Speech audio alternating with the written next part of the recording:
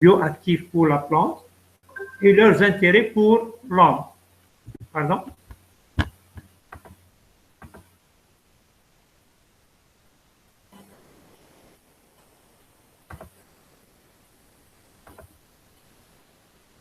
La troisième partie des métabolites secondaires, ce sont les composés phénoliques. Et regardez là, on a une étoile de couleur jaune, c'est-à-dire que les composés phénoliques, de temps à autre, on les trouve liés ou bien reliés avec les sucres, ça veut dire métabolites primaires, qui sera, si vous voulez, couplé avec les métabolites secondaires pour nous donner un groupe qu'on appelle hétéroside, c'est-à-dire une molécule glucidique et une autre molécule non glucidique pour former des substances de métabolisme secondaire qui sont les hétérosides. Ce tableau, déjà, nous l'avions déjà vu auparavant, et on a dit qu'il existe 3 catégories bien distinctes, les terpénoïdes, où on a pu, si vous voulez, cerner 25 000 molécules. On a les alcaloïdes avec un nombre de 12 000 molécules. Pour les alcaloïdes, on a dit que la source principale des alcaloïdes, c'est beaucoup plus les acides aminés. Et en dernier lieu, c'est les molécules phénoliques. On a presque 8000 molécules, mais avec le temps et avec le développement de la recherche, chaque fois qu'on découvre une nouvelle molécule qui sera insérée avec les phénols. Les molécules phénoliques, leur source principale, c'est les acétates, on a les malonates et on a aussi l'acide chimique. Déjà, on a 3 voies pour la formulation ou bien la production des molécules phénoliques. Mais ça existe d'autres voies qu'on va essayer de, si vous voulez, vous donner quelques informations sur elles. Ce que vous voyez là, c'est une molécule phénolique. Regardez, elle possède une molécule qui est aromatique, ça veut dire bouclée, cyclée, bien cyclisée, avec un groupement hydroxy. Et regardez, même au niveau, si vous voulez, de ce schéma, on peut voir que l'hydroxyle est composé par atomes d'oxygène et en même temps atomes d'hydrogène qui forment ce qu'on appelle hydroxyle. Ce que vous voyez là, c'est la molécule phénolique qu'on appelle phénol, parce qu'elle possède un groupement alcoolique, c'est un alcool secondaire. Là, c'est une molécule qu'on appelle acide salicylique, c'est comme l'aspirine, c'est comme l'aspigique. C'est le nom chimique de cette, l'aspirine ou bien l'aspigique, c'est l'acide salicylique. Et regardez que l'acide salicylique, il contient 2 groupements. C'est-à-dire, en premier lieu, on a l'arôme ou bien la molécule aromatique. On a la première ramification, un groupement carboxylique, qui va rendre notre molécule acide. C'est pour cela qu'on a mis acide. Et puis, on a un groupe hydroxyle, c'est lui qui va nous indiquer que notre molécule, elle fait partie des composés phénoliques et pas, si vous voulez, des alcaloïdes.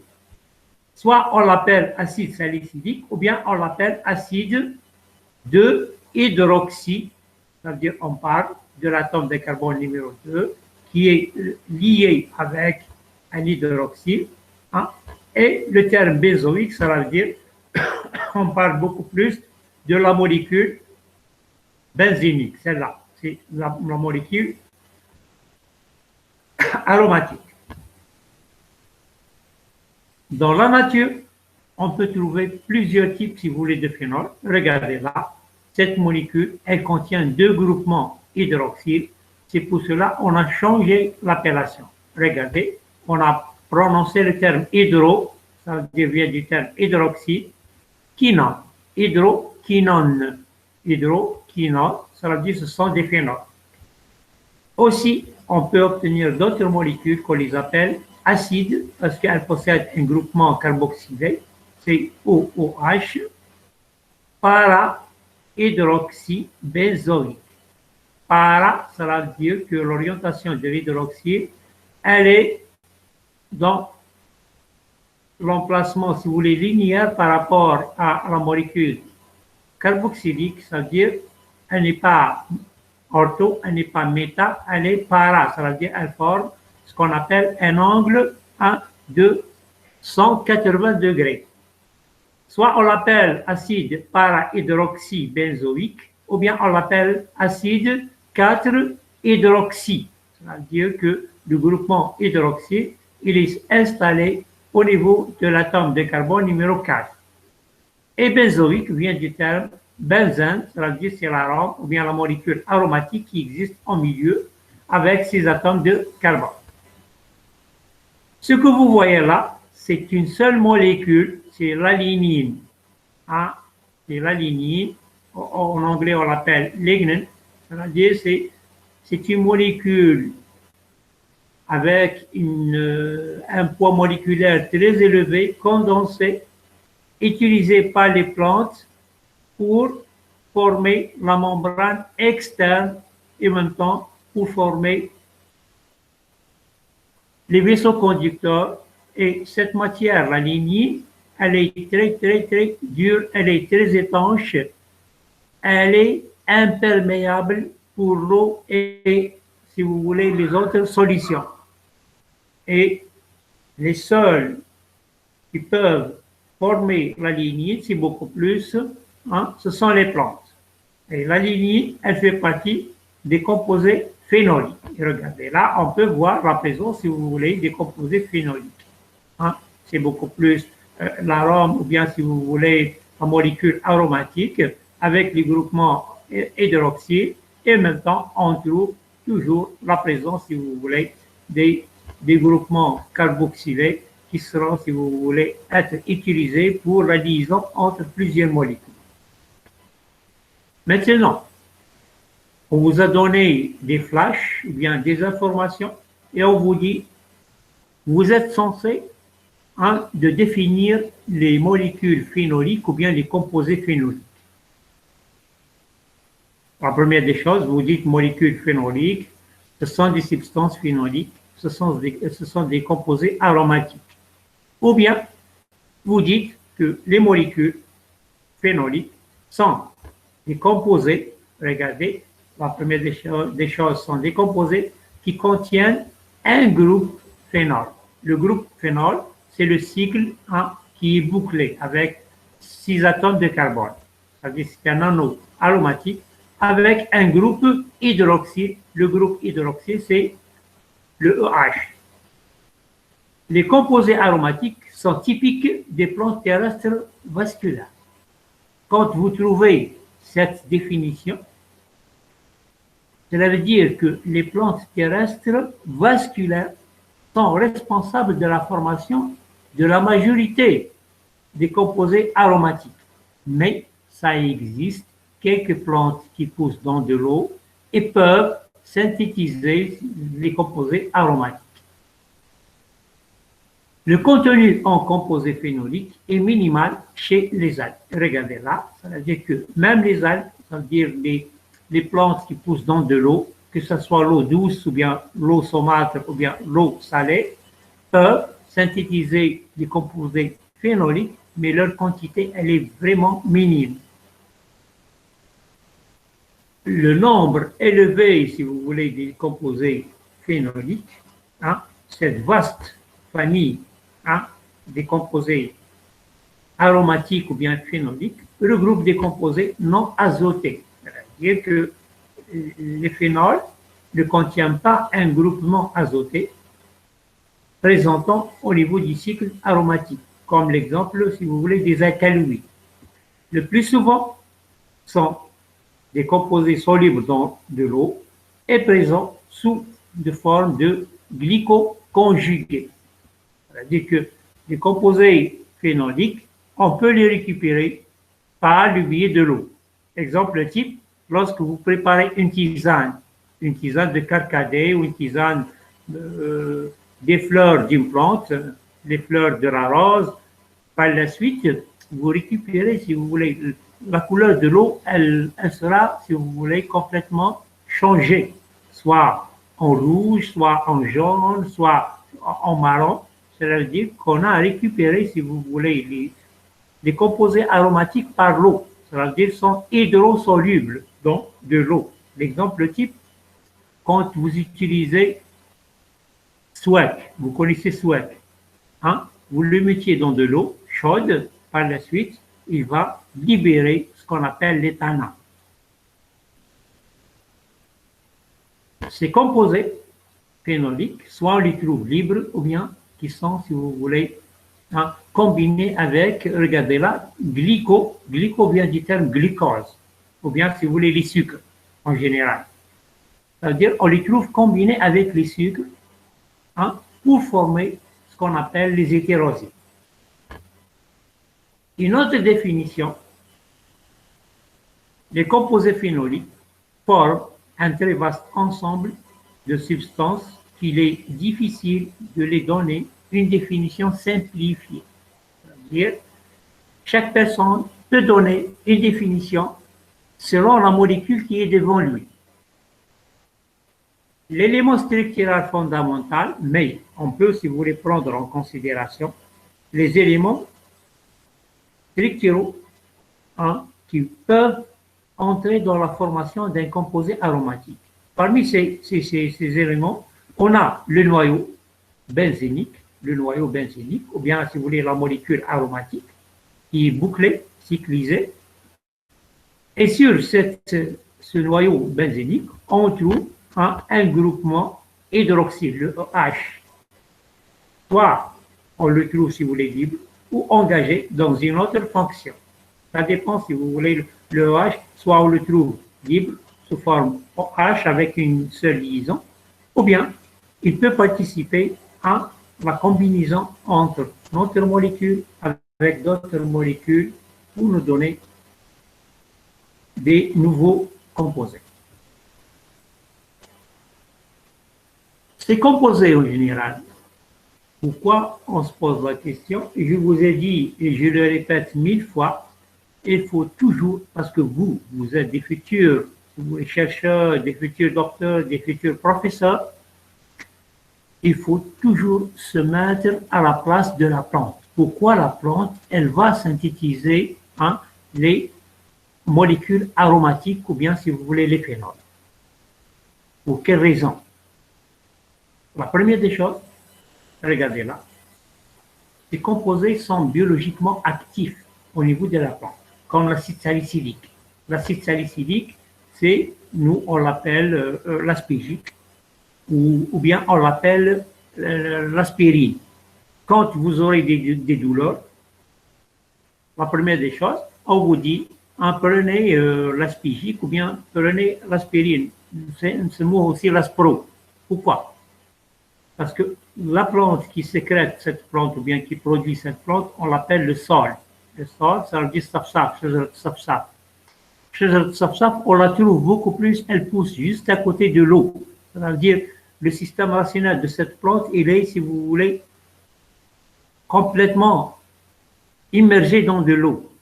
Et vous connaissez que les eaux des rivières, ce sont des eaux qui sont vraiment, si vous voulez, froides, surtout pendant la nuit. La plante, qu'est-ce qu'elle va faire? Elle va sécréter ou bien produire l'acide salicylique pour réchauffer un peu le système racinaire. Et vous voyez, nous, on utilise, si vous voulez, l'acide salicylique ou bien, si vous voulez, l'écorce de cette plante pour, si vous voulez, minimiser le taux de la température lorsque la température elle est élevée, ça veut dire on a un problème de fièvre, et en même temps, elle peut soulager les maux de tête ou bien les spasmes au niveau de l'appareil digestif. Parmi, si vous voulez, ces molécules, on a l'acide salicylique, on a certains isoflavones. Aussi, on va voir quelques isoflavones par la suite. Parmi, si vous voulez, les composés phénoliques, on a les composés qui peuvent entrer dans la constitution des huiles essentielles. Exemple type, vous, lorsque vous irez pour acheter du shampoing, تقولوا له اعطينا الشامبوان تاع النعناع اعطينا الشامبوان تاع الكليف اعطيني الشامبوان تاع لا camomille. Pourquoi? Parce que ces shampoings ont été fabriqués à partir des molécules bioactives qui sont les phénols qu'on les trouve dans les huiles essentielles, c'est-à-dire que les composés phénoliques sont associés au niveau des huiles essentielles avec les terpènes à faible poids moléculaire. Ces composés qui sont biologiquement actifs au niveau de la plante, ce sont des composés antinutritionnels. L'exemple type, l'éthanol et l'alénine. Nous l'avions déjà vu, l'alénine, c'est un polymère de haut poids moléculaire formé à partir d'unités dérivées de l'acide cyanamique. On va voir, l'acide cyanamique, c'est quoi? Là, on a utilisé le terme composé antinutritionnel. Antinutritionnel. C'est-à-dire, une personne qui est obèse, qui veut, bien désire faire le régime, soit il va faire le sport, ou bien il va utiliser un régime alimentaire strict. Ce régime alimentaire strict, il faut qu'il soit riche en plantes athanantes, ou bien des plantes qui sont très riches en lignine. L'exemple type, le khorshef. Le khorshef, il est vraiment bourré de la lignine. La lignine, elle ne sera pas assimilée par notre corps. Ça veut dire neklouha, elle ne va pas passer au niveau, si vous voulez, du foie et maintenant au niveau du système circulatoire. Et pour cela, on a utilisé le terme composé antinutritionnel. C'est-à-dire que notre corps ne va pas bénéficier de cette matière ou bien de ces composés. On revient toujours à notre molécule, c'est l'acide salicylique. Et regardez, il est composé par une molécule qui est aromatique benzénique, c'est le benzène. Et puis, c'est une molécule acide par la présence par le groupement carboxylé. En plus, on a ajouté un groupement hydroxyle et ce groupement hydroxyle, c'est lui qui nous permet de classer cette molécule au niveau des composés phénoliques ou bien des composés aromatiques. Soit on l'appelle acide salicylique ou bien on l'appelle acide 2-hydroxybenzénique. Une autre molécule, regardez, c'est toujours la même chose presque. Regardez là, c'est OH, OH sur les deux côtés, côté droit.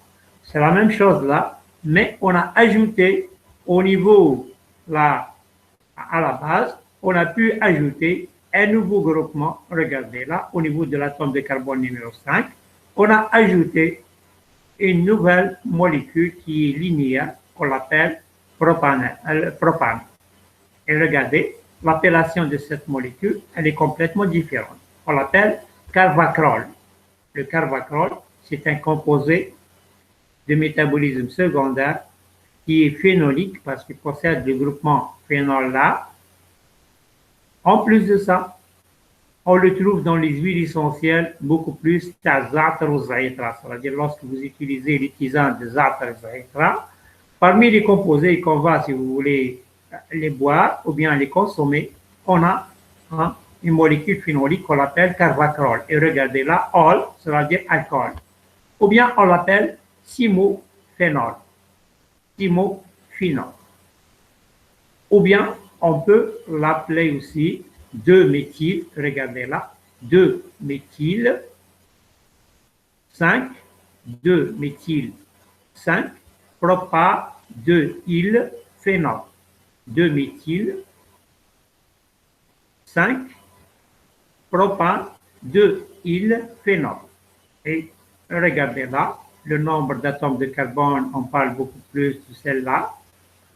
C'est 6H3, c'est H3, OH, c'est-à-dire on parle beaucoup plus là de l'atome de carbone. Celle-là, elle contient un groupement méthylé.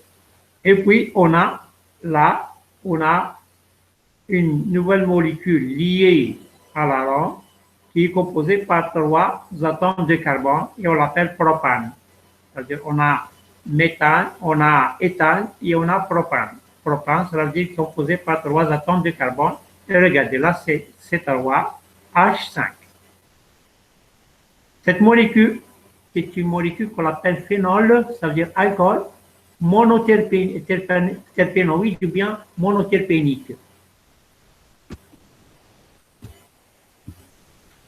Là, c'est notre molécule de la lignée.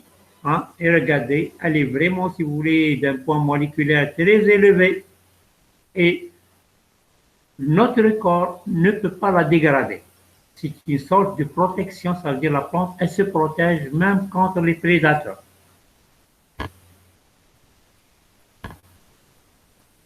Maintenant, on se pose la question, je vous ai dit, il faut toujours se mettre à la place de la plante.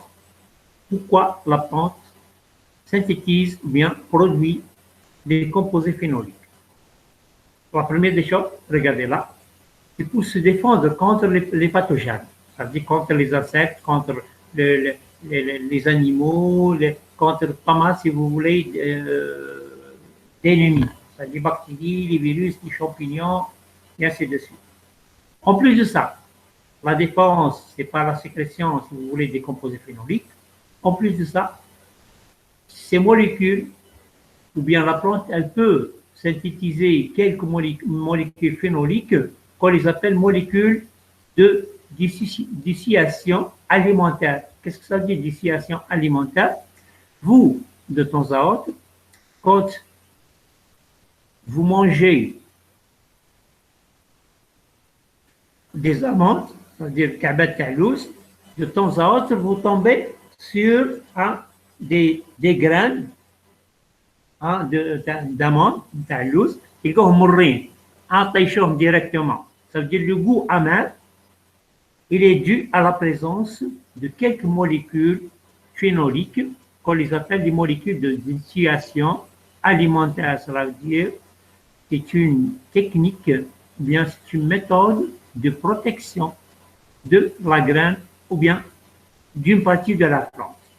C'est la même chose lorsque vous buvez, soit si vous voulez, du café qui est amer, il est dû à la présence toujours des composés phénoliques. En plus de ça, ces composés phénoliques sont synthétisés pour l'attractivité des pollinisateurs. Parce que la fleur, ou bien la plante, lorsqu'elle arrive à maturité, elle commence à fleurir, elle nous donne une fleur. Et pour assurer une meilleure, si vous voulez, pollinisation, la plante, elle est censée de sécréter les composés phénoliques aromatiques, c'est-à-dire qu'ils ont une odeur agréable pour attirer les insectes pollinisateurs. Quatrièmement, les composés phénoliques sont synthétisés pour protéger la plante contre les rayonnements UV, parce que la plante, elle est fixée sur le sol, ou bien elle est fixée sur la terre, et elle ne peut pas bouger. Et quand elle sera, si vous voulez, exposée au rayonnement solaire, parmi les rayonnements, on a l'ultraviolet. Comment la plante, elle va, si vous voulez, se protéger contre les UV, ou bien rayonnement UV, c'est par la production, ou bien la synthèse des composés phénoliques. Les composés phénoliques aussi sont utilisés pour colorer la plante. De temps à autre, vous trouvez des feuilles de couleur verte, une autre feuille de couleur rouge, une autre de couleur marron, une autre feuille mosaïque entre plusieurs couleurs. En plus, les composés phénoliques donnent des arômes et des parfums à la plante, et pour qu'elle soit, si vous voulez, attractive, que ce soit par le biais des animaux ou bien des insectes. Les composés phénoliques aussi, et on a vu l'exemple de la lignée, entrent dans la constitution ou bien la structure de la cellule végétale, ou bien des tissus végétaux. C'est comme la lignée qui constitue le bois. Revenons maintenant aux composés phénoliques. Regardez là, les composés phénoliques avec un groupe hydroxyle sur un cycle aromatique. C'est une définition, entre parenthèses. Les composés phénoliques interviennent dans les interactions plante-plante. C'est-à-dire, de temps à autre, vous trouvez deux plantes qui poussent ou bien qui occupent le même sol, l'une de grande taille, l'autre de petite taille. Nous, on ne peut pas voir, si vous voulez, la concurrence entre ces plantes, mais en réalité, ça existe, cette concurrence. La plante la plus, si vous voulez, bien développée, ou bien développée, c'est la plante qui va sécréter des composés phénoliques qu'on les appelle des composés allélopathiques pour conquérir le terrain et en même temps pour entrer en compétition avec l'autre plante, soit par l'inhibition de la germination de la deuxième plante, ou bien par l'inhibition de la croissance de la deuxième plante.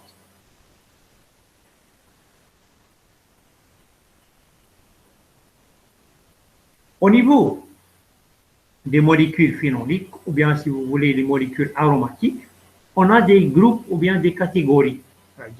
On a vu les flavonoïdes, on a vu les terpénoïdes. Dans les terpénoïdes, on a vu la présence de plusieurs classes ou bien de plusieurs groupes. Au niveau des alcaloïdes, la même chose, on a trouvé plusieurs, si vous voulez, groupes. Et c'est la même chose pour les molécules phénoliques. On a plusieurs groupes, mais cette classification diffère d'une école à une autre.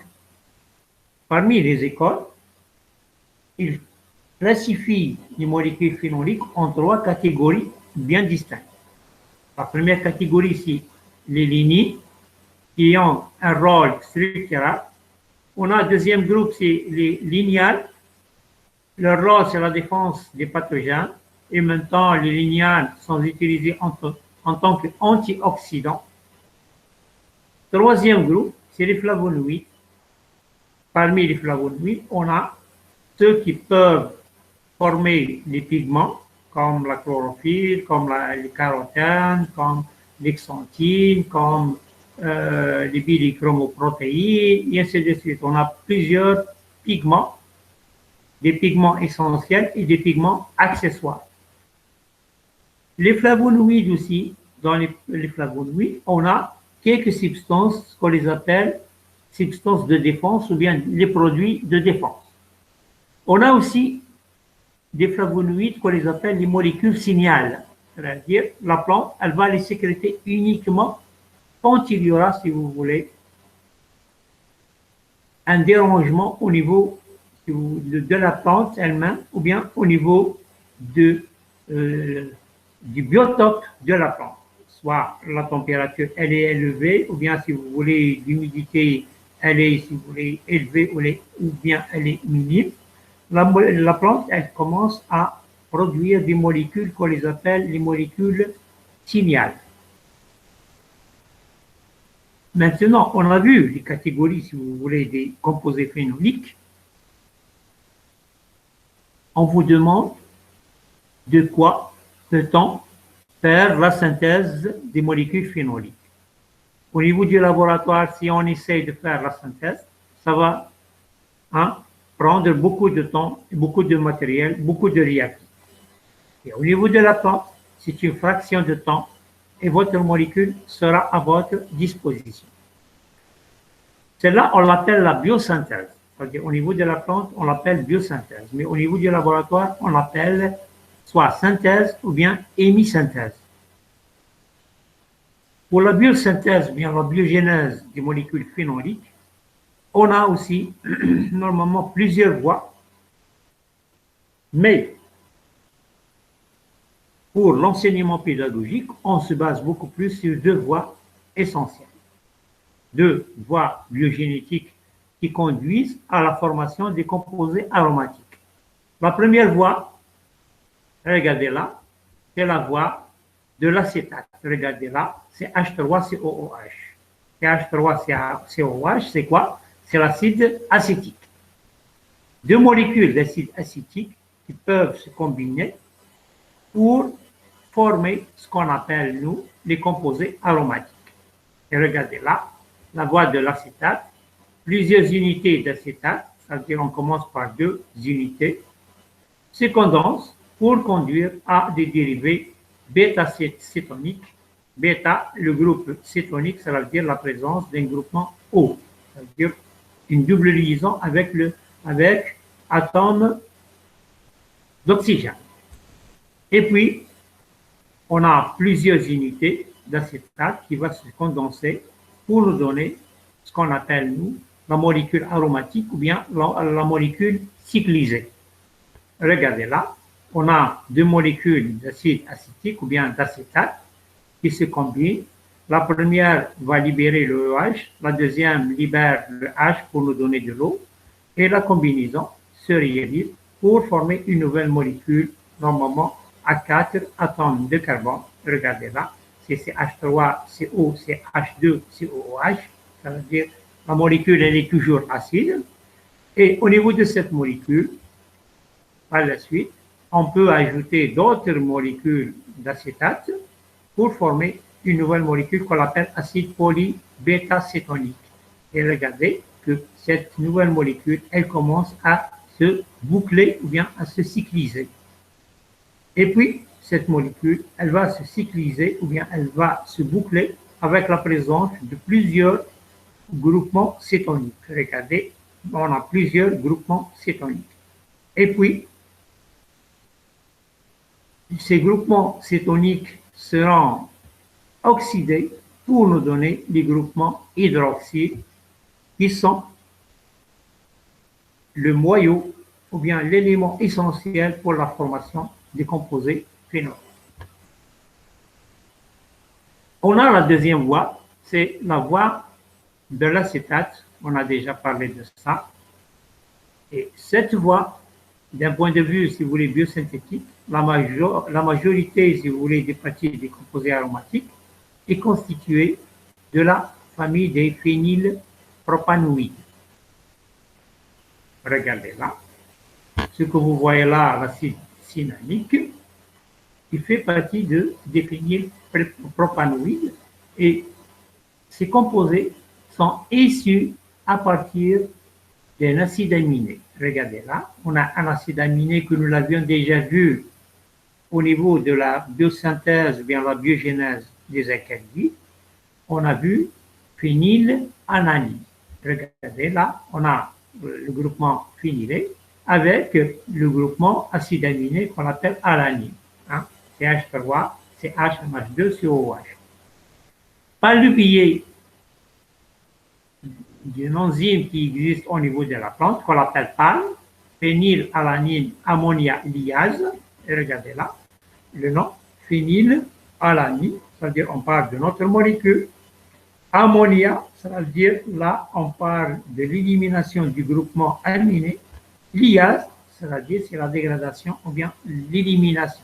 C'est comme la glycolyse qui conduit à la formation d'une nouvelle molécule qu'on appelle acide cyanamique ou bien cyanamate. À partir de cette voie, on peut obtenir les quinones, on peut obtenir les naphthodientrones, on peut obtenir les oxynols, on peut obtenir les fluoroglycinols.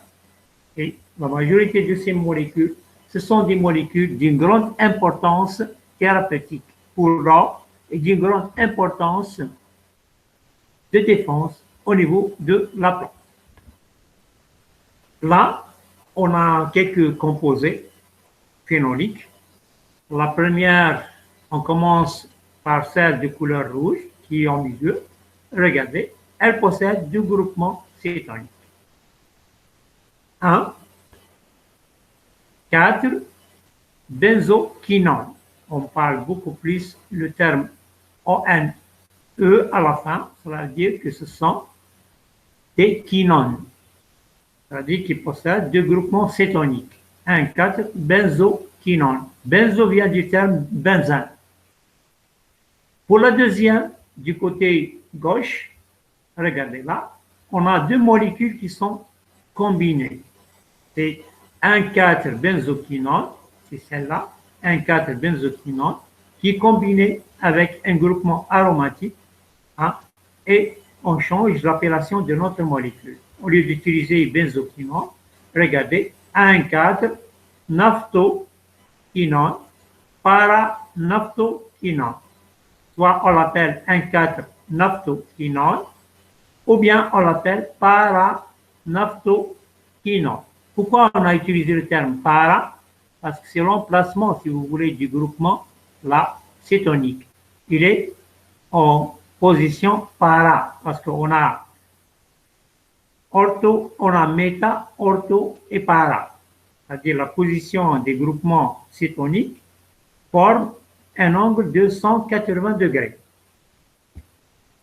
Du côté droit, ça veut dire ce n'est pas le côté droit de l'écran, mais le côté de notre droite. Parce que nous sommes orientés vers l'écran. Cette molécule, on l'appelle lawsone. Lawsone, et regardez, 2-hydroxy, on parle de l'hydroxyle là, au H, 1,4 naphtoquinone. C'est-à-dire, on a ajouté quoi entre cette molécule, celle qui est du côté gauche et celle du côté droit? On a ajouté uniquement un groupement hydroxyle et par cette technique, on a obtenu une nouvelle molécule qu'on appelle lawsone. Et lawsone, c'est un composé phénolique qu'on le trouve beaucoup plus au niveau d'une plante qu'on appelle mélochie. Mélochie, son nom scientifique, c'est Lawsonia inermis. C'est le mloukhia. C'est le mloukhia. De temps à autre, quand vous mangez le mloukhia, تلقوها عندها الطعم تاعها مر. علاش مر؟ Parce qu'il y a eu un excès dans la production de lawsone. C'est-à-dire, c'est une technique utilisée par la plante pour se protéger contre les prédateurs.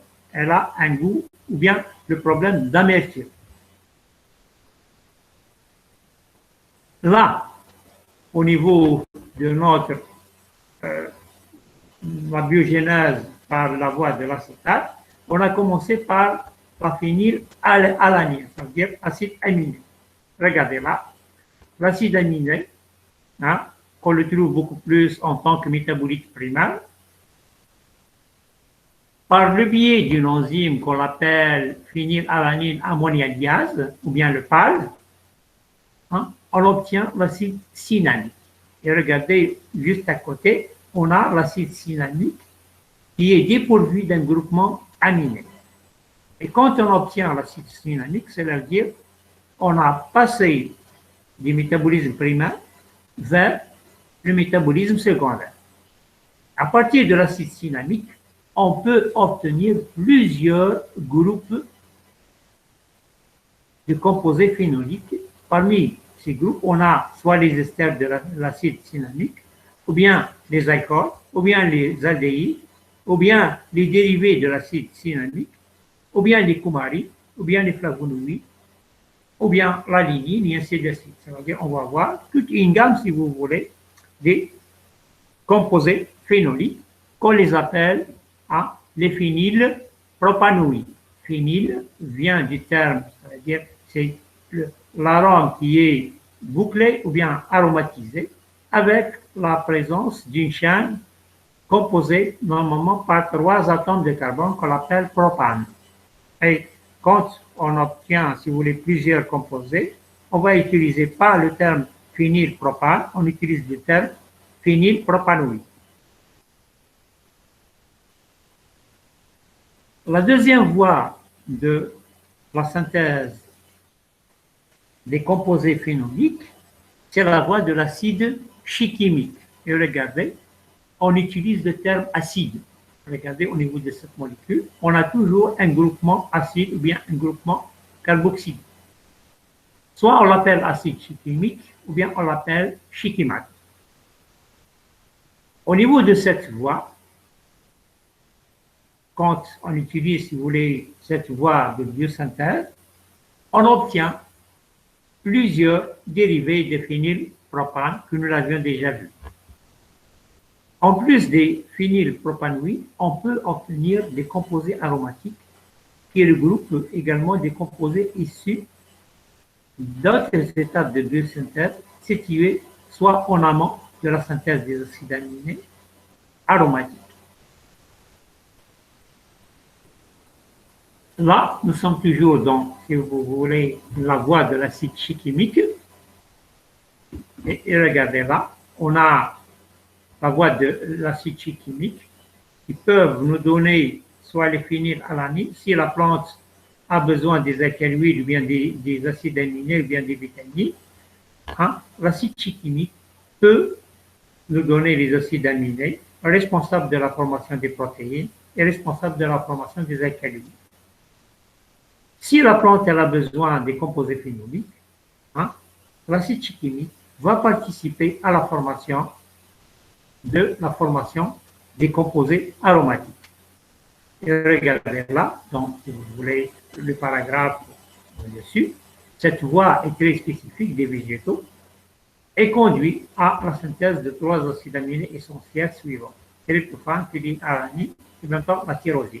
Nous l'avions déjà vu avec les alcaloïdes. Mais nous, on parle beaucoup plus des composés phénoliques. On dit que l'acide chimique est accumulé dans l'anis étoilé, d'où il est extrait industriellement pour réaliser la synthèse de composés antigrippaux. Et vous voyez, cet acide chimique, qui est le précurseur de la formation des composés phénoliques, nous, on peut le récupérer pour faire la synthèse des composés antigrippaux. Et tout ce qui existe sur le marché pharmaceutique, il est issu à partir de la molécule acide chimique. Parmi les exemples, c'est le Tamiflu. Cette fois, في une période, il y avait influenza khanazir, influenza tuyur. Et la majorité des gens utilisent les antigrippaux. Parmi les antigrippaux, on a le Tamiflu. ما حبيتش نعدي la deuxième diapo بالدمه باش نوريكم la photo. Donc تعرفوا علاش on parle beaucoup plus de l'acide chimique et maintenant les antigrippaux. Regardez là. Je pense que tout le monde connaît cette plante. Hein? C'est la badiane chinoise, ou bien on l'appelle anis étoilé. Donc, au niveau, si vous voulez, des marchés, on la trouve et nous, on l'utilise pour la fabrication des gâteaux. Mais cette plante, elle est utilisée en tant que plante antigrippale parce qu'elle est très riche en acide chimique qui est très, très efficace contre les grippes, que ce soit la grippe, si vous voulez, saisonnière, la grippe aviaire ou bien la grippe porcine. Maintenant, on a vu, si vous voulez, la présence de la première molécule responsable de la formation des composés phénoliques. On vous pose la question, comment peut-on faire la synthèse? Parce que le mot dit, c'est la biochimie végétale, c'est-à-dire c'est la biosynthèse des molécules au niveau de la plante. Comment peut-on faire la synthèse de l'acide chimique? Par quel biais? Regardez là, on a plusieurs étapes. Parmi les étapes, on a la condensation aldonique stéréospécifique entre l'acide phosphoénol pyruvique, le PEP, et l'érythrose 4-phosphore. C'est-à-dire qu'est-ce qu'on va faire? C'est une sorte de condensation. C'est-à-dire on prend deux molécules et on essaye de les combiner. C'est-à-dire une sorte de condensation aldonique, c'est-à-dire c'est l'existence d'un groupement aldose. Un groupement aldose. Le groupement aldose, c'est le CHO. Entre un acide phosphoénol pyruvique, le PEP, qu'on le trouve dans la chaîne ou bien dans la glycolyse, et en même temps un type de sucre qui est actif, érythrose 4 phosphates. Ça veut dire que l'érythrose, c'est un sucre à 4 atomes de carbone qui est activé par un groupement phosphatique. Et regardez là, on a le PEP. Regardez, c'est le PEP.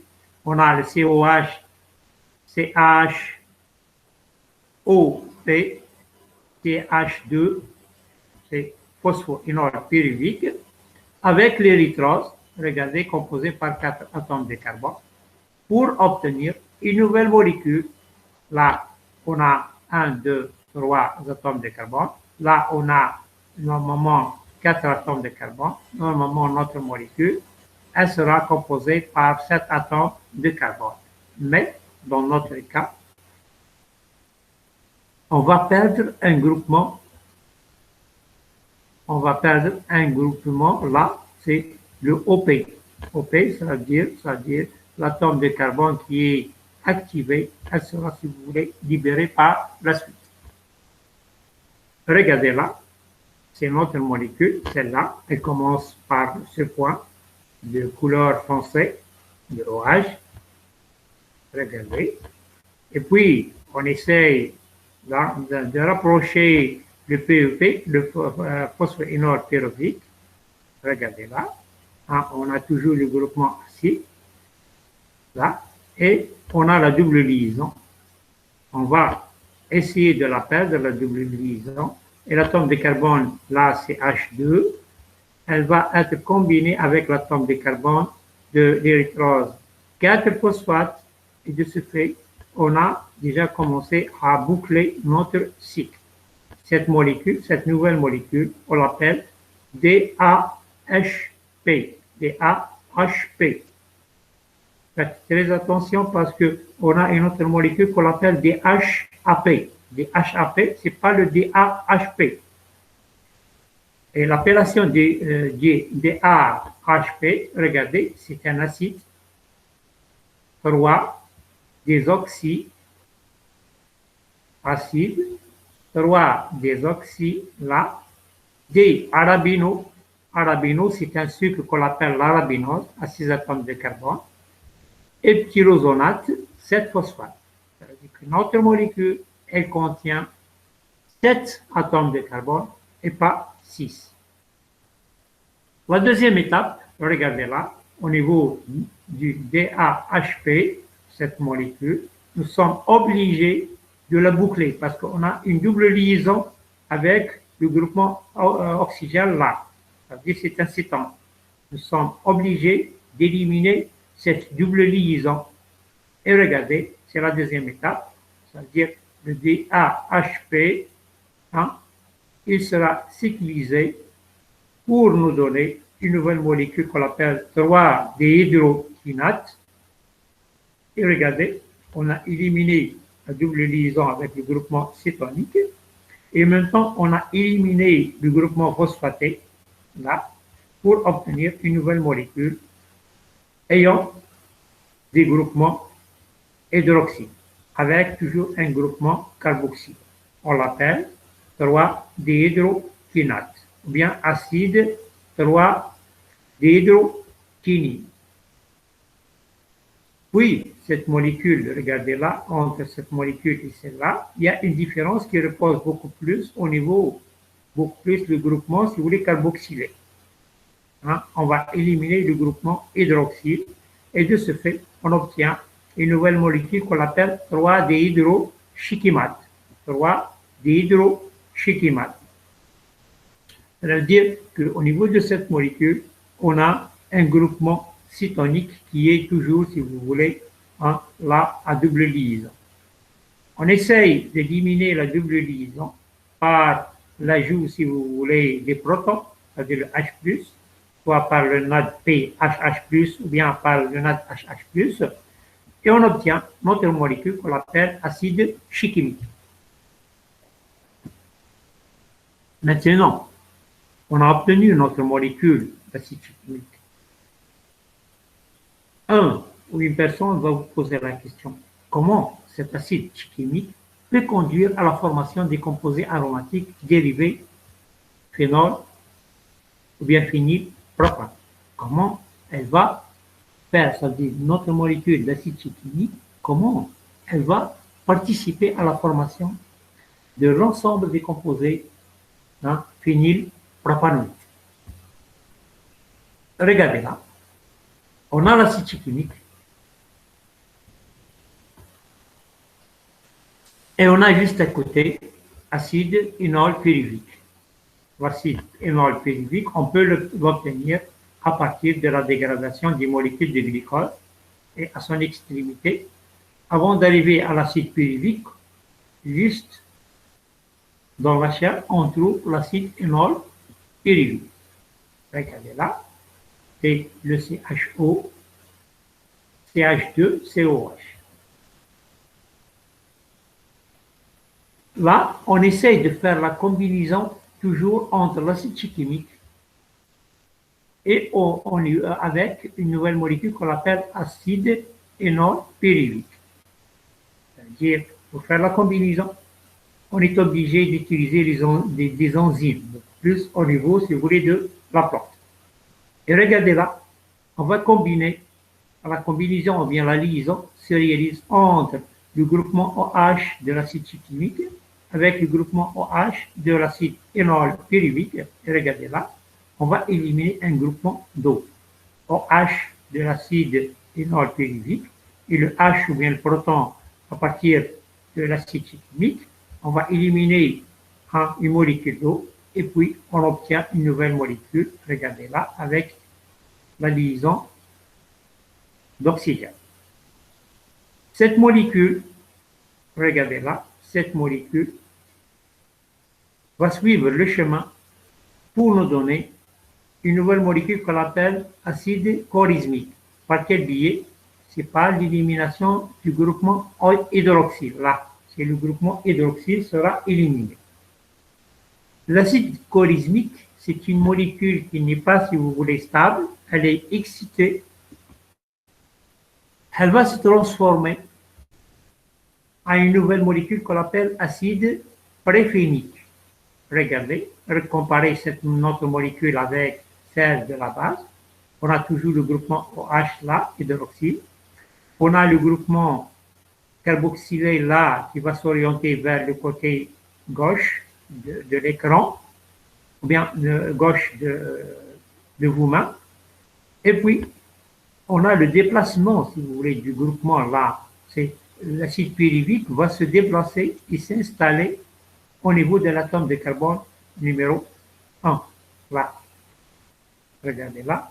On élimine de ce côté et on l'installe là. Ça veut dire c'est H2. Là, c'est le H2. CO, COOH s'installe juste là. Et on obtient une nouvelle molécule qu'on appelle acide préphénique. C'est-à-dire qu'elle contient toujours deux groupements carboxyles. Et puis, cette molécule, elle sera oxydée.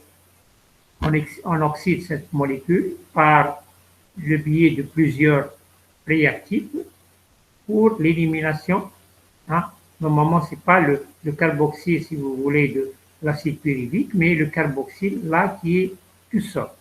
On élimine, c'est-à-dire on va libérer le dioxyde de carbone par l'oxydation, et on obtient une nouvelle molécule qu'on appelle acide, c'est toujours acide, para-hydroxy, para, ça veut dire c'est l'endroit ou bien la position, elle est para-hydroxy phénylpyruvique.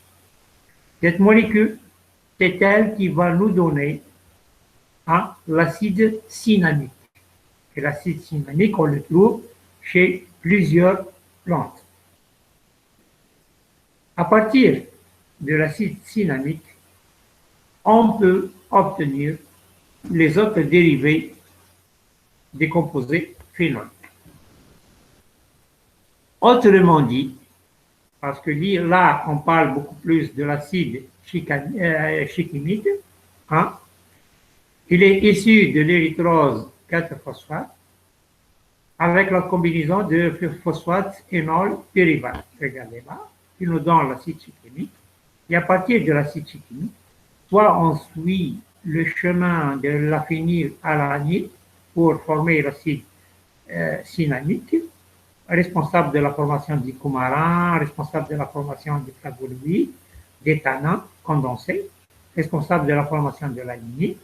Ou bien, on peut suivre un autre chemin pour former ce qu'on appelle les protocatéchiques acides, ou bien les galliques acides, c'est-à-dire مواد الدباغية. Ou bien, l'acide chimique peut participer à la formation des acides aminés responsables de la formation des alkyles huiles. Regardez, là, c'est les alkyles huiles en général. Et maintenant, les hormones de croissance, indole, 3-acétique acide. Ou bien, l'acide chimique peut participer à la formation des acides aminés toujours, qui sont responsables de la formation d'un groupe de composés phénoliques. L'exemple type, c'est les acides coumariques. C'est-à-dire, là, on peut voir les détails, ou bien les bifurcations, ou bien, si vous voulez, le schéma général de la biosynthèse de plusieurs composés phénoliques issus à partir d'une molécule d'acide chimique. De l'acide chimique et l'acide cynamique, on peut obtenir plusieurs groupes de composés phénoliques, parmi lesquels on trouve les phénols, on trouve les acides phénols, on trouve les coumarines, les lignanes, les flavonoïdes, les anthocyanes, les tannins. Nous, en tant que, si vous voulez, chercheurs dans le domaine de la biochimie végétale, on va prendre étape par étape. C'est-à-dire qu'on a les résultats de, si vous voulez, la voie de la biosynthèse. On ne va pas parler de l'ensemble, c'est-à-dire on va prendre tout ça ensemble. Non, on va essayer de prendre chaque élément ou bien chaque groupe des composés phénoliques à part et on essaye de voir qu'est-ce que ça donne. On va commencer par quoi? On commence par quelques classes, si vous voulez, des molécules phénoliques. L'exemple type là, on a vu les phénols, ça veut dire les alcools, on a vu les acides. Vous voyez, phénol, ça veut dire alcool, là, ce sont des acides. Regardez là, alcool, aldéhyde, et on a des acides. On a parlé déjà de la molécule acide chimique, c'est celle-là, qui peut être combinée avec l'acide énol pyruvique pour nous donner une nouvelle molécule, celle-là, qui sera transformée en acide chorismique par la libération d'un groupement hydroxyle. Et puis, l'acide chorismique se transforme en acide préphénique par le changement de l'emplacement de la chaîne pyruvate. Et puis, on va oxyder l'acide préphénique par le biais des enzymes oxydases et la libération d'un groupement carboxylé. Celui-là, on va le perdre pour obtenir l'acide para-hydroxyphénylpyruvique. Et cette molécule, c'est elle la responsable de la formation de l'acide cynamique. Regardez là, au niveau des autres dérivés, celle-là, je l'avais écrit moi-même. Faites très attention lorsque vous travaillez sur les sites web, de temps à autre, il y a des fautes. Et regardez, vous pouvez détecter cette faute-là. Autre dérivé, normalement c'est autre dérivé. Faites très attention quand vous travaillez sur les notes, parce qu'il y a beaucoup de fautes au niveau des cycles et en même temps dans l'écriture. Je reviens toujours à notre cycle que nous l'avions déjà vu. Dans ce schéma, ce qui m'intéresse, c'est beaucoup plus l'acide cynamique. Et regardez l'acide cynamique, en premier lieu, qu'est-ce qu'il va nous donner? Il va nous donner l'ester de l'acide cynamique. Il va nous donner des alcools, regardez là, et des aldéhydes. Nous, au niveau du titre, on a mis ester, alcool et aldéhyde et dérivés simples de l'acide cynamique. C'est-à-dire qu'on va travailler étape par étape. Pour les esters, les alcools, les aldéhydes et dérivés simples de l'acide cynamique, c'est un groupe à part qu'on le trouve dans, si vous voulez, la classification chimique des composés aromatiques. Ces produits sont utilisés dans plusieurs domaines, soit le domaine alimentaire, ou bien dans le domaine cosmétique, et même dans le domaine médical. Parmi, si vous voulez, des exemples, on a l'éthylcinnamate, il est utilisé dans le parfum La Cannelle. La Cannelle, parfois, on peut faire l'extraction de l'éthylcinnamate pour la fabrication, si vous voulez, des parfums, c'est-à-dire dans le domaine de parfumerie. Une autre plante, c'est nous. Maintenant, on l'utilise pendant beaucoup plus l'hiver. C'est le romarin, le cli. Le cli, il est très riche en huiles essentielles. Et au niveau des huiles essentielles, on trouve le composé qu'on appelle acide rosmarinique. C'est-à-dire, c'est un composé phénolé qu'on le trouve au niveau des clis. On a la vanilline aussi. La vanilline, nous, on utilise la vanille pour la fabrication du gâteau. Et la vanilline, c'est un composé aromatique issu d'une plante qu'on appelle la vanille. C'est une orchidée. L'aneth aussi, l'aneth, c'est beaucoup plus, l'aneth, on a plusieurs espèces. Là, c'est beaucoup plus, nous, on utilise le terme espèce. Ou bien le fenouil. Aneth, c'est, des gens l'appellent espèce, et d'autres personnes utilisent le terme aneth beaucoup plus pour tebch.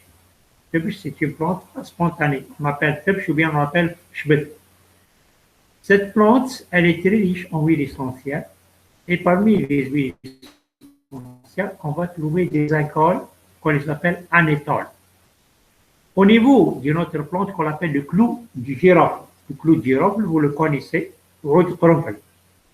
et quand vous irez chez un médecin, si vous voulez, dentiste, quand il prépare, si vous voulez, le pansement, c'est une amalgame entre les produits et maintenant le liquide du clou de girofle, ou bien les huiles essentielles du clou de girofle. Et parmi les composés, on a des alcools qu'on les appelle eugénol. Eugénol.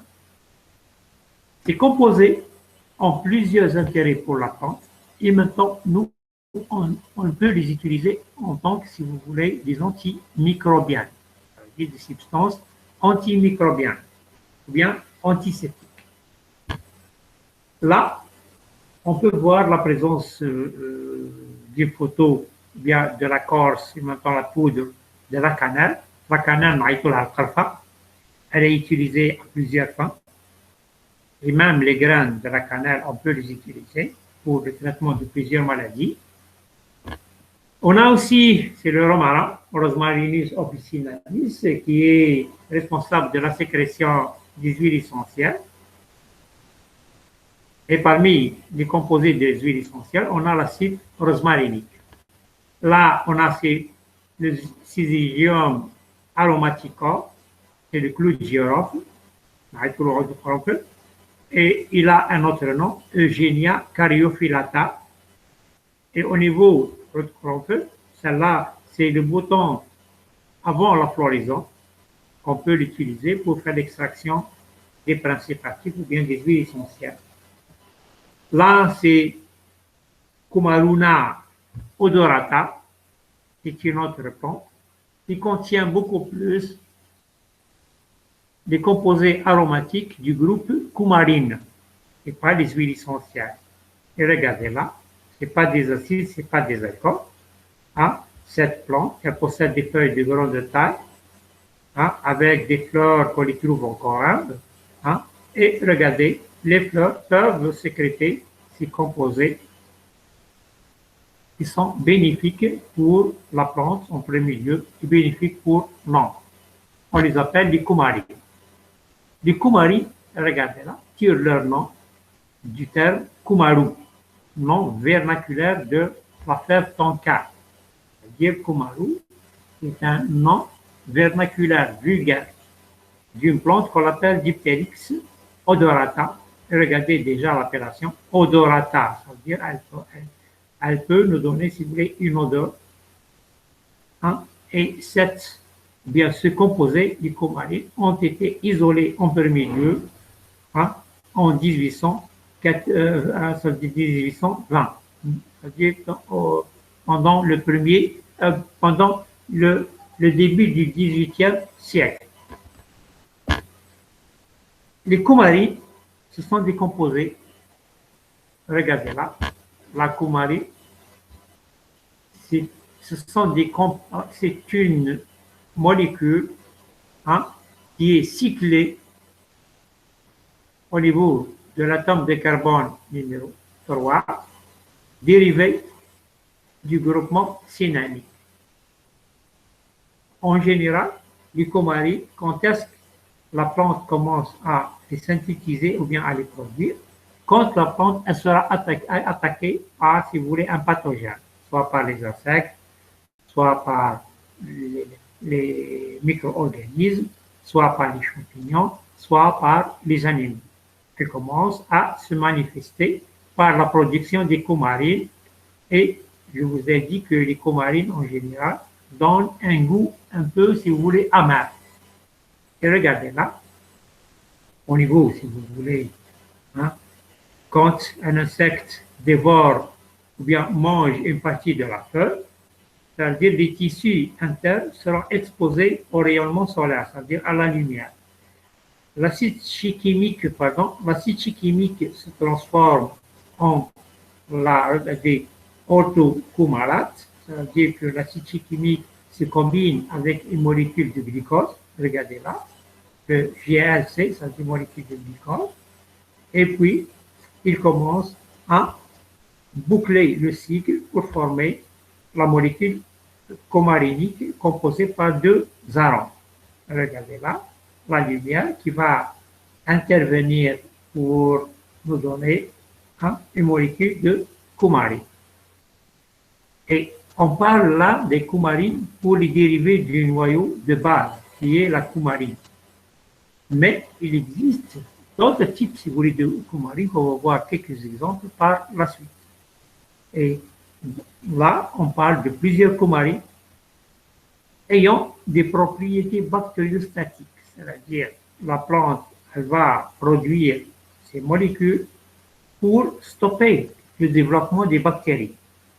Ces composés aussi sont utilisés en tant que phytoalexide, hein, c'est pour conquérir le milieu et entrer en compétition avec les autres plantes. Exemple type, quand on cultive, si vous voulez, le tabac, نبات التبغ ولا nous on l'appelle نبات التبغ ولا الدخان نبات الدخان.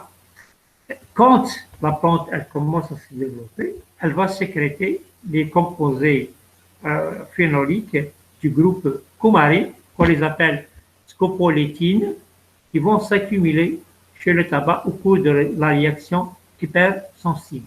C'est-à-dire quand on essaye d'arracher une partie de la plante, du tabac, la plante commence à donner des signaux système racinaire pour la production des scopolamines qui sera stocké par la suite au niveau des feuilles et au niveau des différentes parties de la plante pour rendre la plante inconsommable par les animaux. Les coumarines, si on vous demande de nous donner la définition des coumarines, vous dites que les coumarines, ce sont des molécules aromatiques au sens olfactif. Ou bien, elle est présente sous forme glycoconjuguée, regardez là, sous forme glycoconjuguée, c'est-à-dire conjuguée avec les molécules de glucose chez certains graminées. L'exemple type, vous, lorsque vous arrachez les graminées, soit le قمح soit الشعير نحيوه أخضر وتخليه pendant une grande période هو أخضر وتخليه تصبوا عليه الماء. Par la suite, vous sentez une odeur désagréable. تقولوا باللي الشعير نتاعنا ولا القمح نتاعنا أو فسد أو خرس ولا l'odeur تاعو تولي désagréable. Pourquoi? Parce que la plante, elle est verte, c'est-à-dire elle est vivante, Et les tissus de cette plante sont endommagés. Regardez là, les tissus sont endommagés par la coupe. Hein? Et puis, au niveau de la plante endommagée, qu'est-ce qu'elle va faire? Elle va libérer une enzyme qu'on appelle glycosidase. Hein? Cette enzyme, elle va couper la liaison entre la molécule de glucose et la molécule coumarinique. Et de ce fait, hein, la coumarine sera libre et c'est elle qui va nous donner l'odeur désagréable, hein, du foin qui est coupé. Les coumarines sont utilisés par l'homme pour la composition de nombreux, si vous voulez, parfums et pour aromatiser aussi les accords. Regardez là, la molécule de coumarine, celle-là, elle contient un groupement cétonique et elle est issue à l'état naturel à partir, hein, d'un noyau qu'on appelle acide, hein, molécule acide, acide ortho, hein, hydroxycyananique. Acide ortho-hydroxycyananique, c'est lui qui va nous donner une molécule de la coumarine. Les coumarines, en général, on les trouve beaucoup plus chez les dicotylédons. On les trouve au niveau des dicotylédons et rarement où on peut les trouver chez les monocotylédons. C'est-à-dire la majorité des dicotylédons peuvent synthétiser les coumarines. On les trouve beaucoup plus chez les rutacées.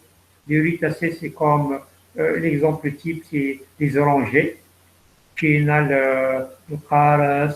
On les trouve chez les fabacées, comme le fèvre, pois chiche, petit pois, les lentilles. On les trouve chez les apiacées, c'est comme la carotte. On les trouve chez les oléacées, c'est comme l'olivier. On les trouve chez les loganiacées, chez les solanacées, les astéracées et les hypocastanacées. Quand est-ce qu'on peut les trouver? Quand la plante elle sera exposée à un ennemi ou bien un problème, hein, réel. Les coumarines en général se forment beaucoup plus dans les feuilles. C'est-à-dire la feuille, elle est responsable de la synthèse des coumarines.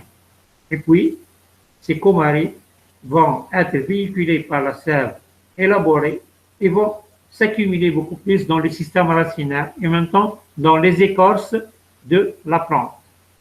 Ainsi, dans les tissus, si vous voulez, âgés et lésés.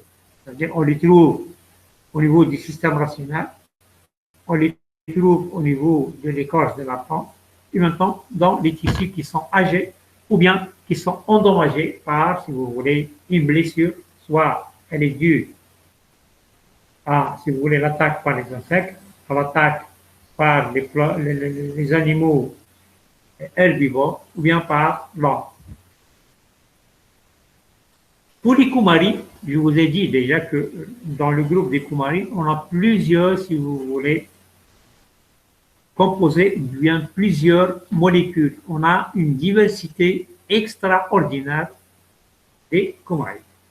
Regardez là, c'est notre molécule coumarinique, mais on a des radicaux. On a des radicaux au niveau de notre molécule coumarinique. À partir du changement, si vous voulez, des radicaux, là,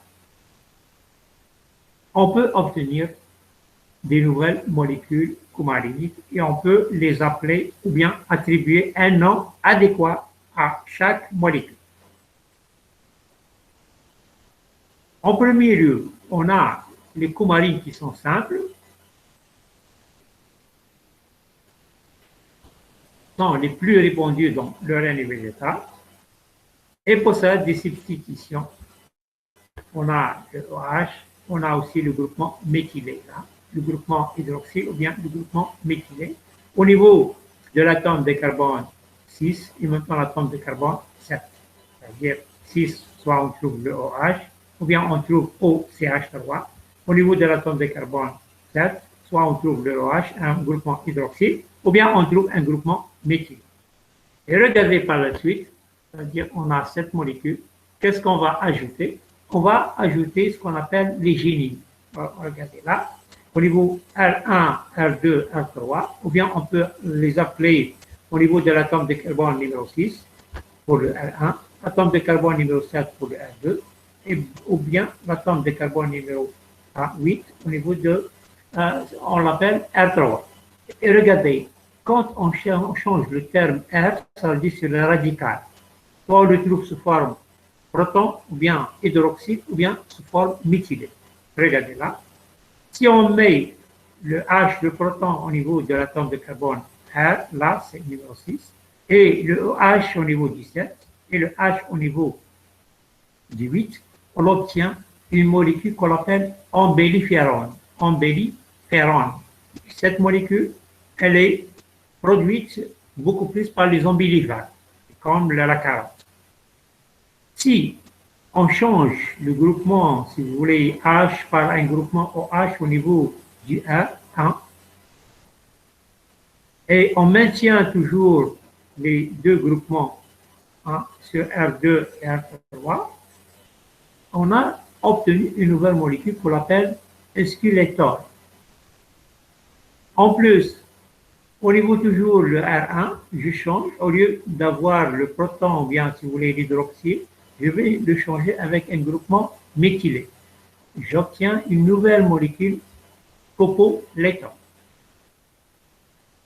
Maintenant, je maintiens le proton. Regardez, je maintiens le proton au niveau de l'atome, ou bien au niveau du R1, le radical 1, et je change uniquement le radical R2 par un groupement méthylé. Et j'obtiens une nouvelle molécule qu'on appelle herniarine. La même chose là, si je change les molécules méthylées au niveau R1, R2 hydroxyde, R3 hydroxyde, j'obtiens une nouvelle molécule qu'on appelle fraxétol. En plus de ça, là, j'ai joué beaucoup plus avec les protons, avec les hydroxydes et avec les groupements méthylés. Si j'ajoute une molécule glycidique, soit le glycose, soit le fructose, soit on a toute une gamme, si vous voulez, de sucre, j'obtiens des nouvelles molécules coumariniques. Regardez là, j'ai ajouté au niveau du R1, j'ai ajouté un groupement glycidique et j'obtiens une nouvelle molécule qu'on appelle spiroside et on l'appelle squiline. La même chose pour la deuxième molécule, on obtient une nouvelle molécule qu'on appelle sicorioside et on l'appelle la sicorine. La même chose pour la troisième molécule, on a ajouté du groupement glycidique avec le changement, si vous voulez, des radicaux et on obtient la scopoline et en dernier lieu, on obtient le fraxoside. Fraxoside, c'est une molécule hétérogène composée par un groupement coumarinique et un groupement sucré, bien glycidique. Là, on peut voir, si vous voulez, la différence entre les molécules. Regardez là, on base beaucoup plus sur le R1, R2 et R3. Regardez là, on a essayé de chambouler les choses. De R1, R2, on a ajouté une nouvelle molécule. Là, c'est la même chose. On a changé la morphologie de notre molécule. Là aussi, c'est écrit. On a ajouté des choses et on a changé l'emplacement des autres molécules.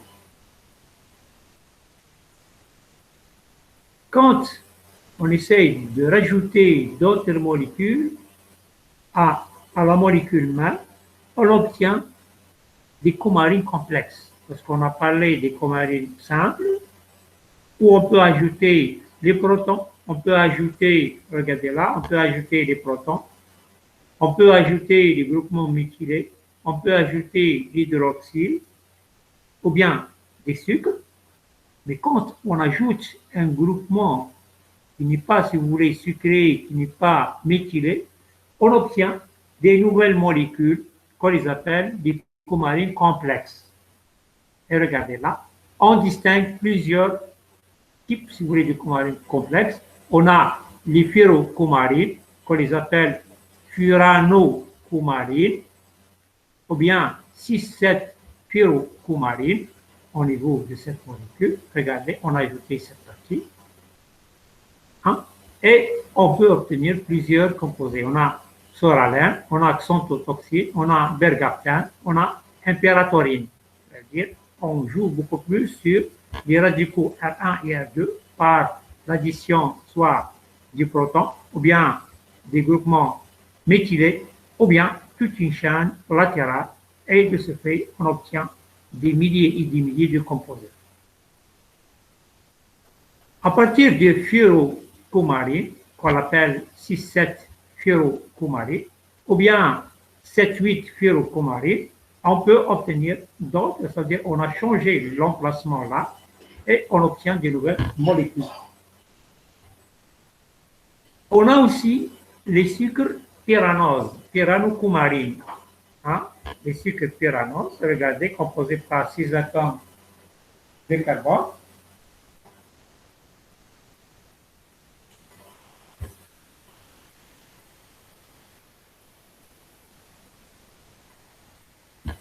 On peut obtenir les samidines et les visnadines.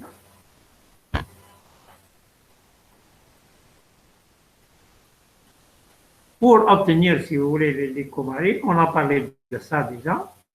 L'acide chimique, à partir d'un acide chimique, on peut obtenir notre molécule coumarinique par le passage de l'acide orthocyanamique, acide orthohydroxycyanamique, et en fin de compte, on obtient notre molécule qui est la molécule coumarinique. De ceci, on a terminé, si vous voulez, notre cours d'aujourd'hui. Et on va essayer de programmer d'autres séances pour qu'on puisse terminer tout le programme. Je tiens à vous remercier et je vous souhaite une bonne journée. Merci pour tout le monde.